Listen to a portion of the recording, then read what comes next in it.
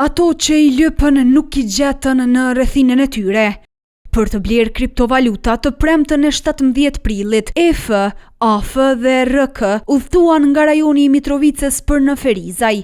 Pritja që ju bë atyre në këtë lokal nga 3 ferizajas nuk përfundoi edhe aq mirë. Posa përfunduan diskutimet e arritën që t'i përvetsojnë 12.000 euro të dyshuarit për skemën e mashtrimit me kriptovaluta, arritën që të aratisën nga vendi i ngjarjes përmes kësaj dritareje këto. Të dyshuarit AL, RJ dhe VN vunë në lajthitje mysafirët duke u marrë nga 4.000 euro secilit për pazarin e bërë.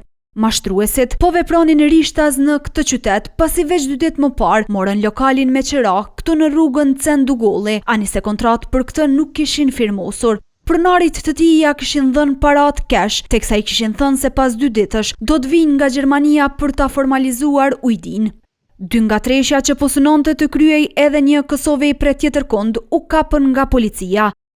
Personat e dyshuar po përgatisnin një rast të ngjashëm në rrugën Ismail Reka në Kaçanik. Policia ka ndërhyrë me kohë, duke arrestuar të dyshuarit A.L dhe R.J, ndërsa i dyshuari i tretë i identifikuar ka arritur të largohet nga vendi i ngjarjes. Pas intervistimit të dyshuarit janë ndaluar për 48 orë në ndyshimin për kryerjen e veprës penale mashtrimi.